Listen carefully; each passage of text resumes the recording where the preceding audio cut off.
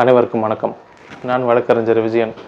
இந்த வீடியோவில் குற்றவியல் நீதிமன்றத்தில் வாரண்ட் ரீகால் பெட்டிஷன் எப்படி தாக்கல் செய்வது தொடர்பான முக்கியமான விஷயங்களை பார்க்க போகிறோம். ஒரு குற்றம் தொடர்பாக அக்யூஸ்டு அரெஸ்ட் செய்யப்பட்டு நீதிமன்றத்தால் நிபந்தனை ஜாமீன் வெளியே வரும்போது அந்த கண்டிஷன் பெயிலில் இருக்கிற முக்கியமான கண்டிஷன் என்னவாக இருக்கும்னா, நீதிமன்றத்தின் வழக்கு விசாரணையில் தவறாமல் ஆஜராகணும். அதுதான் இருக்கும். இப்படி கண்டிஷன் பெயிலில் வெளியே வந்துட்ட பிறகு போலீஸு இன்வெஸ்டிகேஷன் கம்ப்ளீட் பண்ணி சார்ஜ் ஷீட்டை நீதிமன்றத்தில் தாக்கல் செய்வாங்க. சார்ஜ் ஷீட் ஃபைல் பண்ணிட்ட பிறகு நீதிமன்றம் அதை வழக்கு கோப்பில் எடுத்து சிசி நம்பர் கொடுத்து விசாரணை செய்யும் பொழுது அக்யூஸ்டு ஆஜராக சொல்லி சம்மன் இஷ்யூ பண்ணுவாங்க. அந்த சம்மனை பெற்றுக்கொண்ட பிறகு அக்யூஸ்டு தவறாமல் நீதிமன்றத்தில் ஆஜராகணும். ஒவ்வொரு வாய்தாக்கும் ஆஜராகணும். அப்படி ஏதாவது ஒரு வாய்தாவில் ஆஜராக முடியாத சமயத்தில் அவரோட வழக்கறிஞர் மூலமாக தற்போதைய பாரதிய நாகரிக் சுரக்ஷா சன்னிதா 2023 சட்டம் பிரிவு 355 கீழ் மனு தாக்கல் செய்யணும்.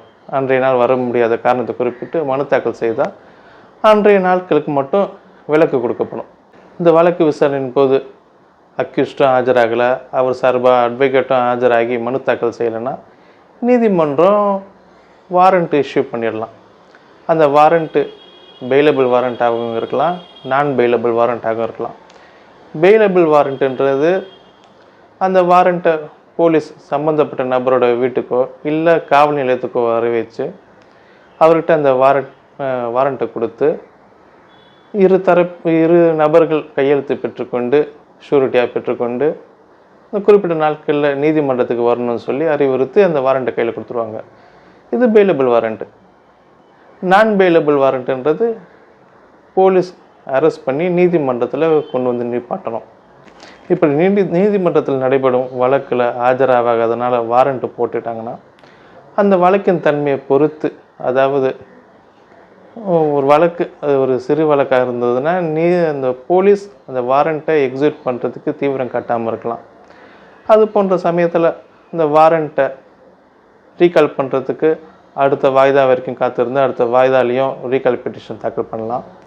ஒருவேளை அந்த வழக்கு தீவிரத்தன்மையோட வழக்காக இருந்ததுன்னா, கடும் குற்றம் செய்த வழக்காக இருந்ததுன்னா காவல்துறை கண்டிப்பாக அந்த வாரண்ட்டை எக்ஸிக்யூட் பண்ணுறதுக்கு தேடிட்டு இருப்பாங்க. அது போன்ற சமயத்தில் அடுத்த வாய்தா வரைக்கும் காத்துட்ருக்காமல் வாரண்ட்டு இஷ்யூ பண்ண அடுத்த சில தினங்கள்லேயே வாரண்ட் எந்த நீதிமன்றத்தில் இஷ்யூ பண்ணாங்களோ அதே நீதிமன்றத்தில் சென்று வாரண்ட் ரீகால் பெட்டிஷன் தாக்கல் செய்யணும். இந்த warrant recall petition Bharatiya Nagarik Suraksha Sanhita 2023 சட்டப்பிரிவு 72 கிளாஸ் 2 கீழே ஒரு மிஸ்லியன்ஸ் பெட்டிஷனை தாக்கல் செய்யணும். இந்த வாரண்ட் ரீகால் பெட்டிஷனை வழக்கு விசாரணை நாளில் தாக்கல் செய்தால் warrant recall petition and surrender petition இது ரெண்டுமே போதுமானது. வழக்கு நாட்களுக்கு முன்பே தாக்கல் செய்கிற மாதிரி இருந்தால் கூட அட்வான்ஸ் ஹியரிங் பெட்டிஷனோட சேர்த்து இந்த warrant recall petition and surrender petition இது மூன்றையும் தாக்கல் செய்யணும். மற்றபடி பொதுவாக குற்றவியல் நீதிமன்றங்களுக்கு வழக்கு கட்டணமாக இந்த மிஸ்லியன்ஸ் பெட்டிஷனுக்கு 20 ரூபா ஸ்டாம்ப் போட்டணும். அதன் பிரகாரம் அட்வான்ஸ் ஹியரிங் பெட்டிஷனுக்கு ஒரு 20 ரூபா, வாரண்ட் ரீகாலுக்கு ஒரு 20 ரூபா, சரண்டர் பெட்டிஷனுக்கு ஒரு 20 ரூபா, மொத்தம் 60 ரூபா ஸ்டாம்ப் போட்டு நீதிமன்றத்தில் மனுவாக தாக்கல் செய்யணும். அன்றைய நாளில் விசாரணைக்கு எடுத்து அன்றைக்கி இருக்கிற வழக்கெல்லாம் முடிச்சுட்டு இந்த ரீகால் பெட்டிஷனை பாஸ்வர் பண்ணி இந்த வழக்கமான வழக்கெல்லாம் முடிச்சுட்டு இதை விசாரணைக்கு எடுத்து இதற்காக நீதிமன்றத்தில் இன்றைக்கி வர முடியல அப்படின்ற காரணத்தை தெரிஞ்சுக்கிட்டு அடுத்த வாட்டி கண்டிப்பாக ஆஜராகணும் அப்படின்னு சொல்லி இந்த வாரண்ட்டை கேன்சல் செய்வாங்க. ஒருவேளை வாரண்ட்டை ரீகால் பண்ணுறதுக்கு முன்னாடியே போலீஸ் சம்மந்தப்பட்ட நபரை அரெஸ்ட் பண்ணி நீதிமன்றத்துக்கு கொண்டு போயிட்டா, எப்போ போலீஸ் அரெஸ்ட் பண்ணிட்டாங்களோ அப்பயே வாரண்ட்டை அவங்க எக்ஸிக்யூட் பண்ணிட்டதாக அர்த்தம். அதன் பிரகாரம் அதன் பிறகு வாரண்ட்டை ரீகால் செய்ய முடியாது. சம்மந்தப்பட்ட நபர் நீதிமன்றத்தில் ஆஜராகிட்ட பிறகு அவருக்கு பெயில் தான் தாக்கல் செய்யணும். பெயிலை ஏற்றுக்கிறதும் நிராகரிக்கிறதும் நீதிமன்றத்தின் தன்மையை பொறுத்து, அந்த வழக்கின் தன்மையை பொறுத்து இருக்குது. சில நீதிமன்றங்கள் வாரண்ட் ரீகால் பண்ணுறதுக்கோ இல்லை வாரண்ட் இஷ்யூ பண்ணுறதுக்கோ பெரிய கண்டிப்பு காட்டுறதில்லை.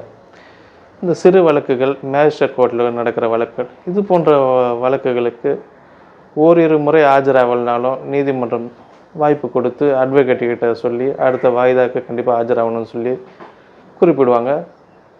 சில கடுமையான குற்றங்கள், செஷன்ஸ் கோர்ட்டில் நடக்கிற குற்றங்கள், அப்புறம் special court, POCSO court, NDPS court, இது போன்ற வழக்கு விசாரணையில் அந்தந்த நாள் கண்டிப்பாக ஆஜராகணும். இல்லைன்னா கண்டிப்பாக வாரண்ட்டு போட்டுருவாங்க.